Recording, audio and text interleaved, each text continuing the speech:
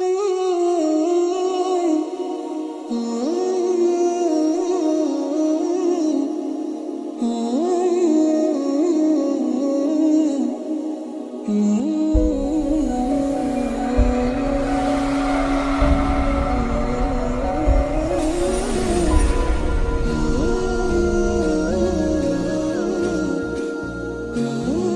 تعالیٰ اپنی قدرت اپنے بندوں کو دکھاتا رہتا ہے اور اللہ تعالیٰ کی قدرت کو دیکھ کر دنیا حیران رہ جاتی ہے۔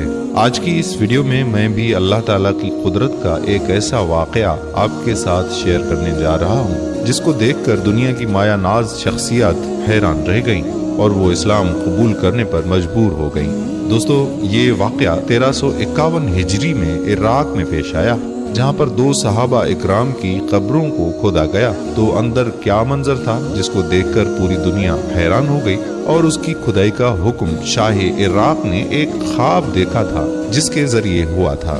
تفصیلات میں جانے سے قبل آپ کو یہ بتائیں کہ اگر آپ یہ جاننا چاہتے ہیں تو آپ کو یہ ویڈیو آخر تک دیکھنی ہوگی، اور اگر آپ نے ابھی تک ہمارا چینل سبسکرائب نہیں کیا تو فوراً سبسکرائب کریں اور ساتھ ہی بیل کے آئیکن پر کلک کریں تاکہ ساتھ ساتھ آنے والی ویڈیوز وقتاً فوقتاً آپ کو ملتی رہیں۔ دوستو، عراق کا بادشاہ ملک فیصل اول گہری نیند میں تھا۔ اس نے خواب میں دیکھا کہ کوئی اس سے کہہ رہا تھا کہ ہم رسول اکرم صلی اللہ علیہ وآلہ وسلم کے 2 صحابی دریائے دجلہ کے کنارے ہیں۔ دریا کا رخ تبدیل ہو رہا ہے، پانی ہماری جانب تیزی سے بڑھ رہا ہے۔ حذیفہ بن یمان رضی اللہ تعالی عنہ کی قبر میں پانی آ چکا ہے، جبکہ جابر بن عبداللہ رضی اللہ تعالی عنہ کی قبر بھی نم ہونے والی ہے۔ ہمیں یہاں سے نکال کر دریا کے کنارے کچھ فاصلے پر دفن کیا جائے۔ عراق کے بادشاہ نے یہ الفاظ خواب میں سنے، لیکن اس کی جانب کوئی توجہ نہ دی۔ دوسری رات پھر یہی الفاظ سنائی دیے، لیکن اس نے اب بھی توجہ نہ دی۔ تیسری رات وہ خواب عراق کے مفتی اعظم نوری سعید کو دکھائی دیا۔ انہوں نے اسی وقت وزیر اعظم کو ساتھ لیا اور بادشاہ کی خدمت میں پہنچ گئے۔ جب انہوں نے بادشاہ سے اپنا خواب بیان کیا تو بادشاہ چونکا اور بولا کہ یہ خواب تو میں بھی 2 بار دیکھ چکا ہوں۔ اب انہوں نے مشورہ کیا۔ آخر بادشاہ نے مفتی اعظم سے کہا کہ پہلے آپ قبروں کو کھودنے کا فتویٰ دیں، تب میں اس خواب کے متعلق عمل کروں گا۔ مفتی اعظم سے اس وقت قبروں کو کھودنے اور لاشوں کو نکال کر دوسری جگہ دفن کرنے کا فتویٰ جاری کرا دیا۔ اب یہ فتویٰ اور شاہی فرمان اخبارات میں شائع کر دیے گئے اور اعلان کیا گیا کہ یہ عید قرباں کے دن دونوں اصحاب رسول صلی اللہ علیہ وآلہ وسلم کی قبروں کو کھودا جائے گا۔ اخبارات میں جو ہی یہ خبر شائع ہوئی تو اسلامی دنیا میں بجلی کی طرح پھیل گئی۔ مزے کی بات یہ ہے کہ یہ حج کے دن تھے۔ تمام دنیا سے مسلمان حج کے لیے مکہ اور مدینہ میں پہنچے ہوئے تھے۔ انہوں نے درخواست کی کہ قبریں حج کے چند روز بعد کھولی جائیں تاکہ وہ سب بھی اس پروگرام میں شرکت کر سکیں۔ اسی طرح حجاز، مصر، شام، لبنان، فلسطین، ترکی، ایران، پاکستان، روس اور انڈیا کے مسلمانوں سے شاہ عراق کے نام بے شمار تار پہنچے کہ ہم بھی اس موقع پر شرکت کرنا چاہتے ہیں کہ تاریخ کو آگے بڑھا دیا جائے۔ چنانچہ دنیا بھر کے مسلمانوں کی یہ خواہش پر دوسرا فرمان یہ جاری کیا گیا کہ اب یہ کام حج کے 10 دن بعد کیا جائے گا۔ آخر کار وہ دن بھی آ گیا جب قبروں کو کھولنا تھا۔ دنیا بھر سے مسلمان وہاں جمع ہو گئے تھے۔ پیر کے دن دوپہر 12 بجے لاکھوں انسانوں کی موجودگی میں قبروں کو کھودا گیا۔ حضرت حذیفہ الیمنی رضی اللہ تعالی عنہ کی قبر میں کچھ پانی آ چکا تھا، جبکہ حضرت جابر بن عبداللہ رضی اللہ تعالی عنہ کی قبر میں نمی پیدا ہو چکی تھی۔ اگرچہ دریائے دجلہ 2 فرلانگ دور تھا، تمام ممالک کے سفیر، عراقی حکومت کے تمام ارکان اور شاہ فیصل کی موجودگی میں پہلے حضرت حذیفہ الیمنی رضی اللہ تعالی عنہ کی لاش مبارک کو کرین کے ذریعے زمین سے اس طرح اوپر اٹھایا گیا کہ ان کی لاش کرین پر رکھے گئے اسٹرکچر پر خود بخود آ گئی۔ اب کرین سے اسٹرکچر کو الگ کر کے شاہ فیصل مفتی اعظم وزیر جمہوریت نے اسٹرکچر کو اپنے کندھوں پر اٹھایا۔ پھر اس طرح حضرت جابر کی لاش کو بھی نکالا گیا۔ دونوں لاشوں کے کفن بالکل محفوظ تھے، یہاں تک کہ داڑھی مبارک کے بال بھی بالکل محفوظ تھے۔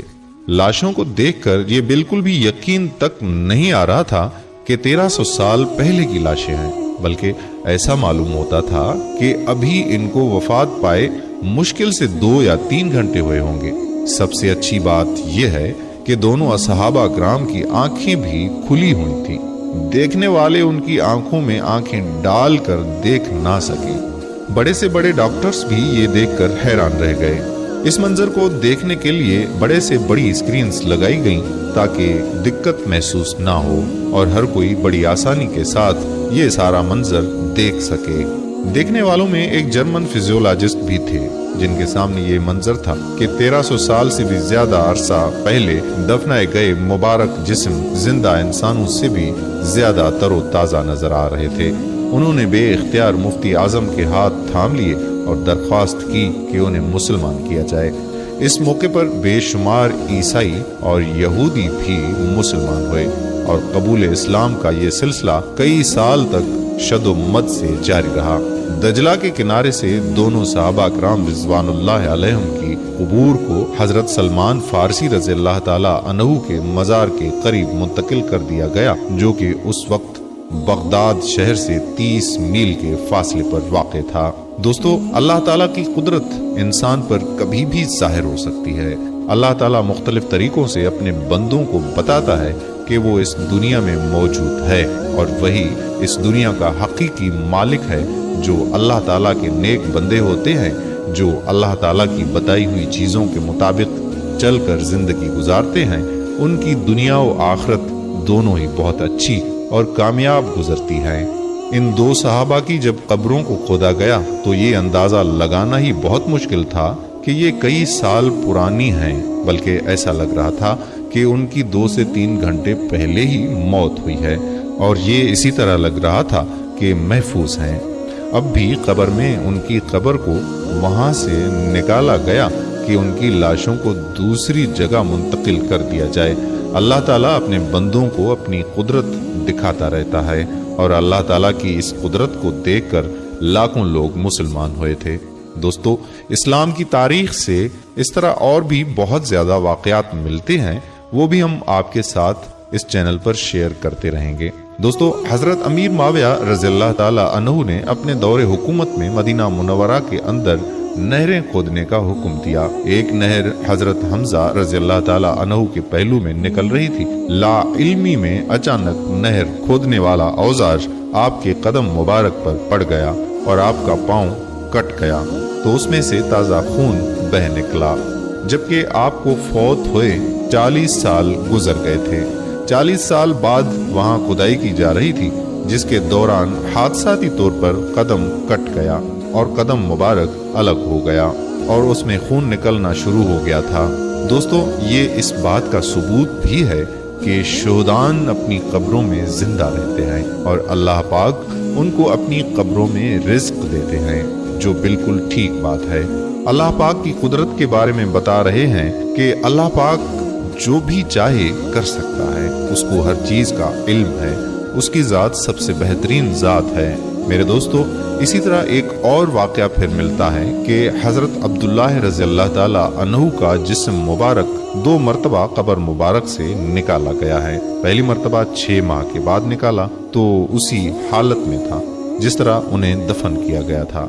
हजरत जाबिर रज़ियल्लाहु ताला अन्हु फरमाते हैं कि मैंने दूसरी मरतबा 40 बरस के बाद अपने वालिद माजिद यानी हजरत अब्दुल्लाह रज़ियल्लाहु ताला अन्हु की कब्र खोदकर उनके मुक़द्दस जिस्म को निकाला तो मैंने उनको उसी हाल में पाया कि अपने जख्म पर हाथ रखे हुए थे। जब उनका हाथ उठाया गया तो जख्म से खून बहने लगा।